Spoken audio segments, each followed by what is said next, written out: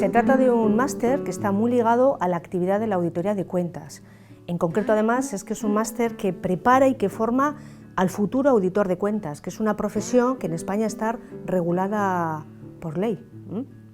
Nuestro máster está enfocado a esto. Toda persona que quiere ser auditor de cuentas debe de realizar unos programas de formación. En concreto, este máster está homologado por el Instituto de Contabilidad y Auditoría de Cuentas, que es nuestro órgano regulador en España de esta actividad.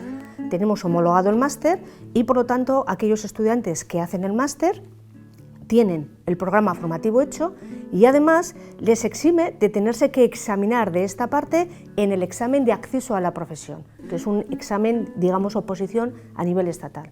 Hoy en día la actividad de auditoría de cuentas está reconocida como una actividad de interés público, porque el auditor es el que da credibilidad, fiabilidad, confianza y calidad a lo que es la información económica financiera que emite cualquier tipo de empresa, sea del sector en el que opere, sea una pequeña, mediana, grande, opere en un ámbito privado, en el sector público.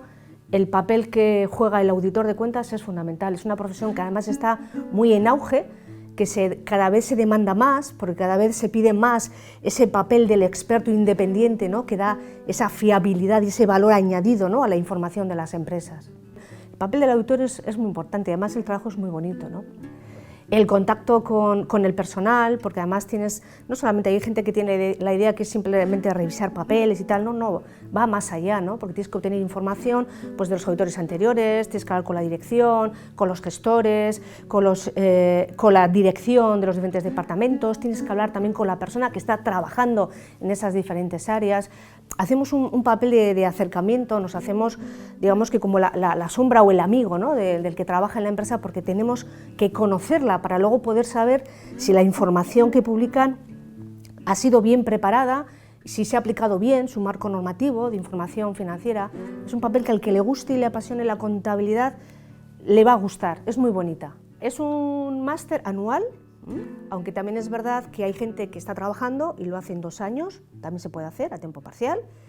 Tiene 60 créditos, de los cuales 6 créditos corresponden a prácticas obligatorias externas que se hacen en los despachos y firmas de auditoría. Para ello contamos con casi 40 convenios de colaboración y vamos aumentando el número año a año.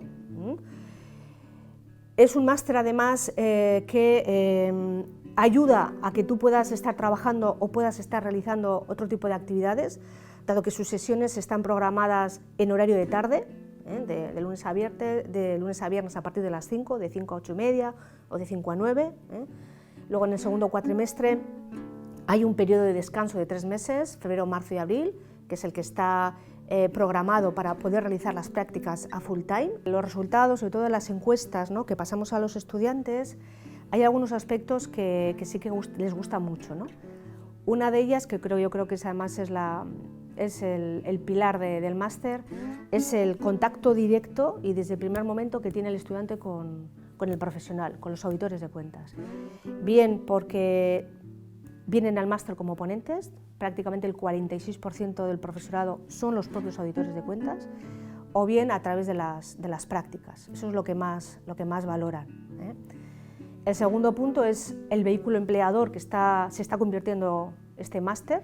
El estudiante ve que en un plazo muy corto de tiempo encuentran trabajo. Eso es también muy importante, sobre todo para nosotros. El tercer aspecto es las encuestas de satisfacción sobre el profesorado son muy buenas. Tenemos, hombre, no es por lo diga yo, pero tenemos un profesorado muy bueno, muy reconocido y de alto prestigio, tanto en el ámbito de la contabilidad y de la auditoría de cuentas, porque además es que así nos lo exige el ICAC.